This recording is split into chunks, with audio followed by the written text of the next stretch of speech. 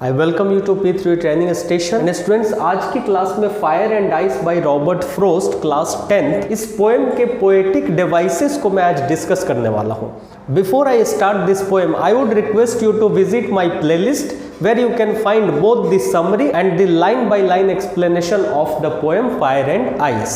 Students, we have list of poetic devices used in this poem, and why it is going to be very much important for you, because once you go through the poetic devices and you have the knowledge of it, not only in this poem but also in different poems, wherever such poetic devices are used, you can easily get to know and derive the meaning.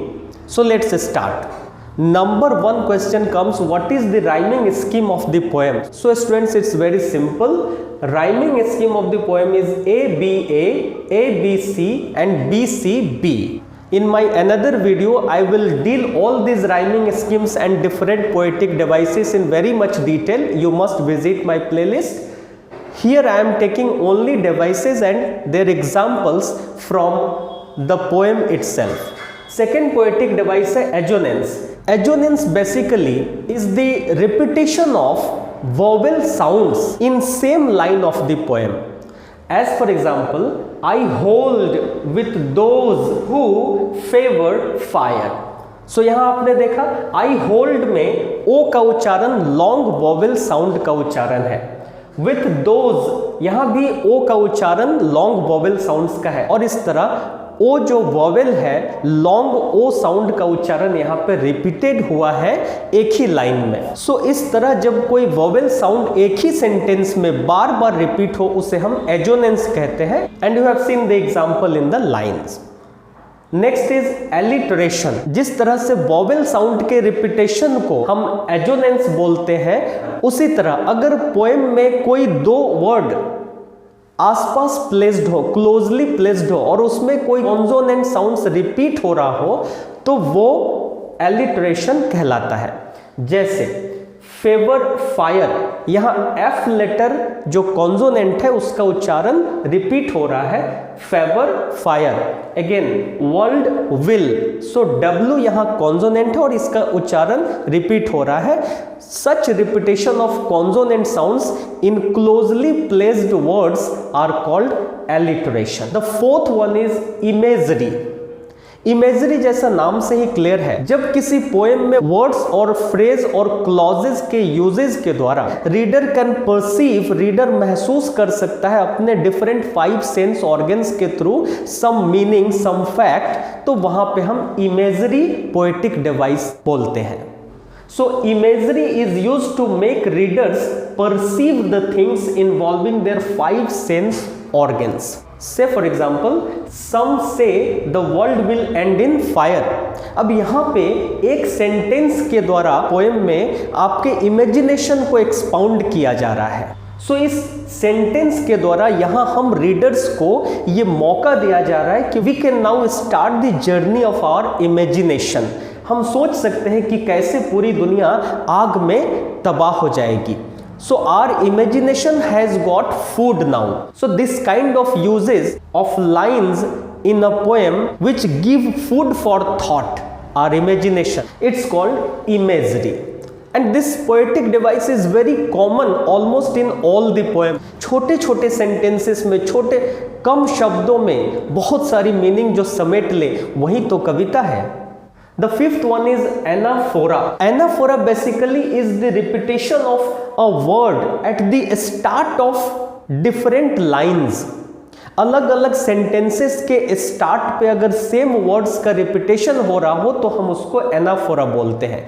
यहाँ इस कविता में आपने देखा है some से, ये जो group of words है, ये जो फ्रेज है सम से, इसका repetition first and second lines पे हुआ है। Some say the world will end in fire, some say the world will end in ice. So यहाँ पे आपने देखा है कि फर्स्ट एंड सेकेंड लाइंस में सम से जो फ्रेजल वर्ड्स हैं इनका रिपीटेशन हुआ है, तो जहां वर्ड्स का रिपीटेशन हो उसे एनाफोरा बोलते हैं। अगर वॉवेल साउंड्स का रिपीटेशन हो रहा हो तो हम उसे एजोनेंस बोलते हैं, अगर कॉन्सोनेंट साउंड्स का रिपीटेशन हो रहा हो हम उसे एलिटरेशन बोलते हैं, और अगर पूरा का पूरा वर्ड का रिपीटेशन हो रहा हो तो हम उसे एनाफोरा बोलते हैं। Now at 6 number you can C personification. Personification क्या है? जब हम ह्यूमन ट्रेट्स को, ह्यूमन क्वालिटीज को, जैसे ह्यूमन की क्वालिटी हम गुस्सा हो सकते हैं, हम नाराज हो सकते हैं, human can build, human can destroy, हम चीजों को बना सकते हैं, बिगाड़ सकते हैं। These are some human qualities. So when human qualities are referred to और applied to inanimate things, inanimate things means जिनमें जीवन नहीं हो, प्राण नहीं हो, हम उन चीजों में जब ह्यूमन क्वालिटीज को रेफर करते हैं, अप्लाई करते हैं, दैट इज कॉल्ड पर्सोनिफिकेशन। यहां इस पोएम में आप देख सकते हैं फायर इनएनिमेट थिंग्स है, आइस इनएनिमेट थिंग्स है, और इनको एक कैपेबिलिटी दी गई है डिस्ट्रक्शन की। इन इनएनिमेट थिंग्स के पास ये ताकत आ गई है, क्वालिटीज आ गई है कि ये दुनिया को तबाह कर सकते हैं। सो जब ह्यूमन ट्रेट्स का, क्वालिटीज का ट्रांसफर होता है इनएनिमेट थिंग्स में, that is called personification as I said earlier.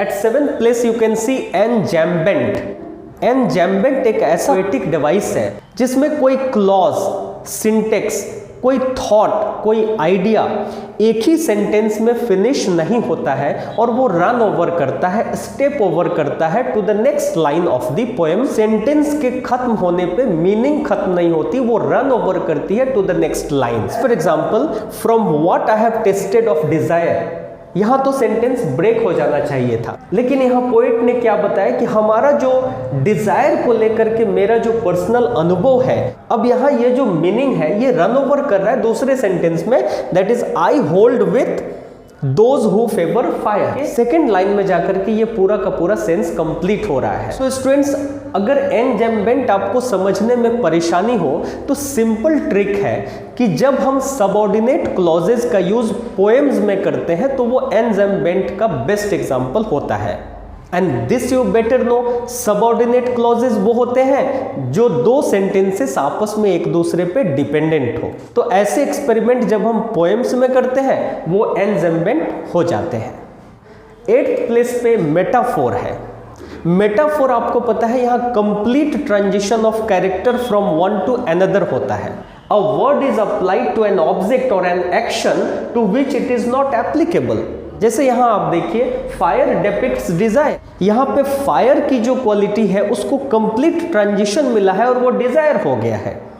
Ice depicts hatred, यहां जो आइस की क्वालिटी है वो खुद न रह के वो हेट्रेड की क्वालिटी हो गई है। So here complete transition of qualities you can C in metaphor. At the 9th place we have taken symbolism. Symbolism is very simple. In the whole poem, fire and ice is symbolized to psychological reasons of human beings. Different psychological reasons like hatred and desire which would lead to the destruction of the world. So यहाँ symbolism है, fire and ice symbolize करता है हमारे emotion को, हमारे psychological reasons को। So students, this way we have finished the poetic devices of fire and ice. Hope you got the things. In next video we will take up another poem. Do subscribe the channel. Thanks for watching the video. Have fun.